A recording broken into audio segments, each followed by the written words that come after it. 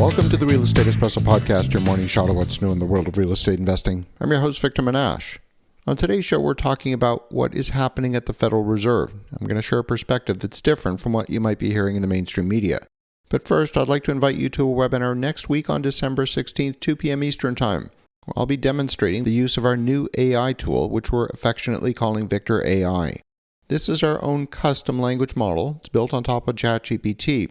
Now, we trained Victor AI with the contents of the Real Estate Espresso podcast, nearly 3,000 episodes, and my book Magnetic Capital. It's the difference between going to a family doctor versus going to a specialist. A specialist is always going to give you a more detailed, more precise answer. Click on the link in the show notes and we'll talk to you on December 16th.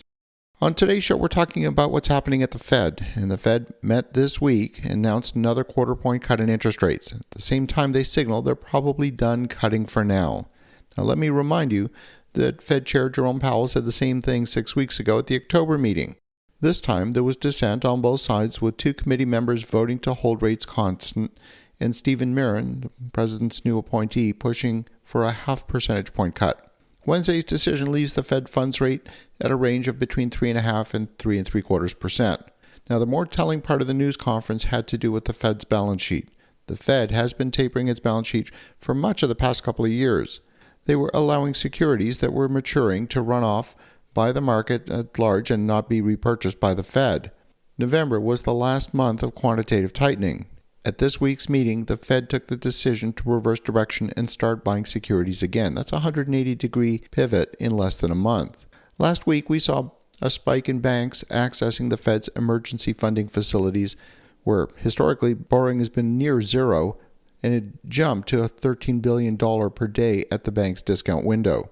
That's a huge change. Now, historically, that's not the worst it's been. It was certainly much worse during the pandemic and much worse during the Great Financial Crisis, but it is a big jump. It's a signal that there's trouble lurking beneath the waves. The central bank intends to start buying $40 billion per month in securities from its member institutions. These will be short-term U.S. Treasuries.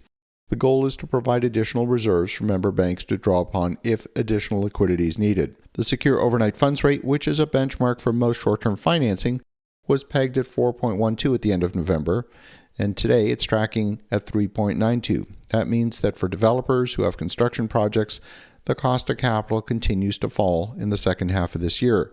The big news is not what happened in the Fed meeting today. It's what happened outside the meeting in the form of an open letter from former Fed insider Danielle DiMartino Booth. She was at the Federal Reserve Bank of Dallas for 10 years as an advisor to President Fisher.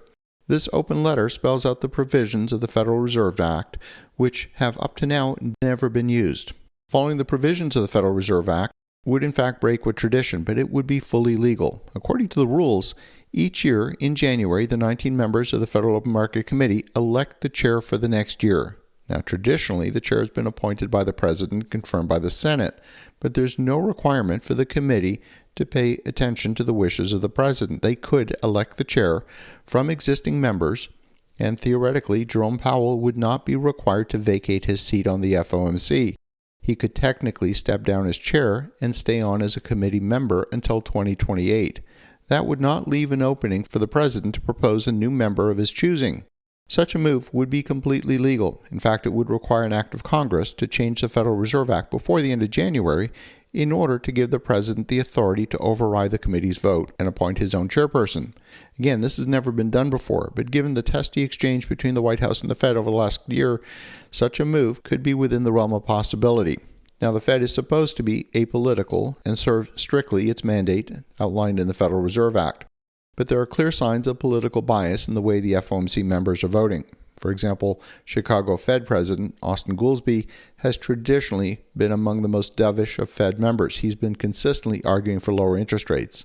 But if he voted for lower rates, then he would be seen as agreeing with the president, who is also advocating for lower interest rates. At this meeting, Goolsbee was one of the dissenting votes who argued in favor of keeping rates higher.